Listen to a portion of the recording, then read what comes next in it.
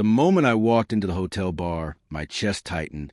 It wasn't the low hum of chatter, the clinking of glasses, or the polite laughter around me that made my stomach turn.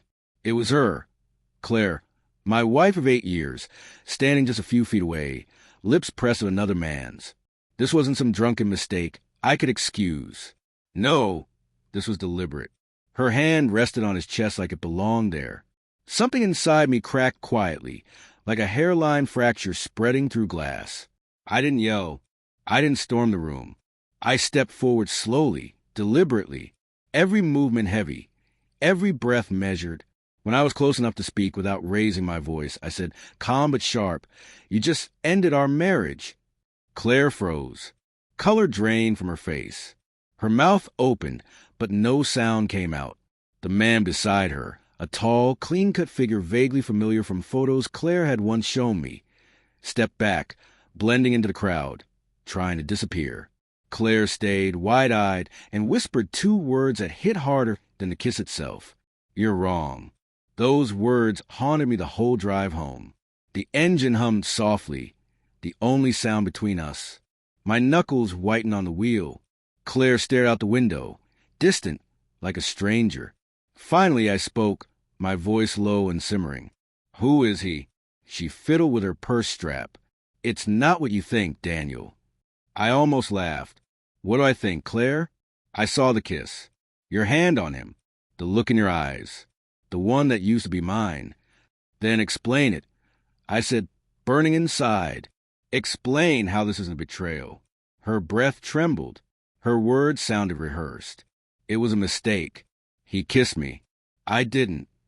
I cut in, voice steady. I saw your hand on his chest. Her silence after that was deafening. The days that followed were a blur. Her excuses came in fragments.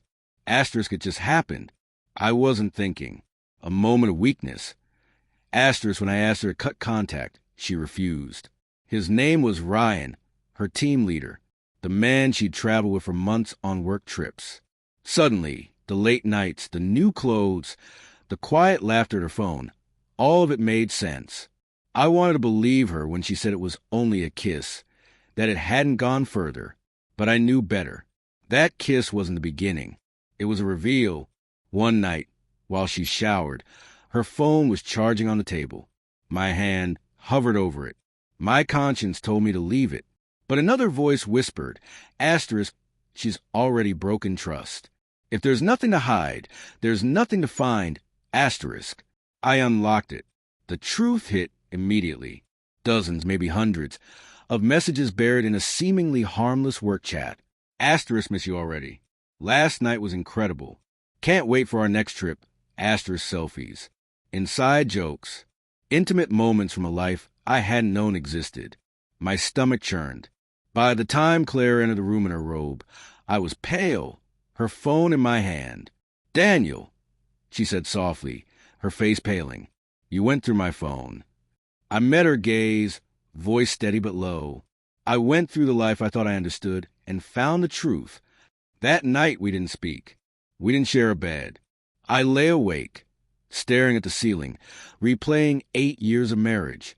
Our vows, our home, the future we'd imagined. Were those years a lie? Or had she just become someone I no longer knew? The next morning, I packed a bag and left. Not in anger, but because staying felt like letting the hurt rot inside me. Her messages buzzed incessantly. Asterisk apologies. Please. Promises. I love you, Daniel. It meant nothing. He meant nothing. You were my husband. Asterisk.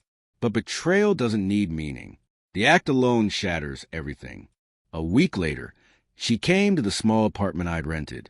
No makeup, no mask, just Claire, tired and raw. "Please, can we talk?" she asked. I let her in.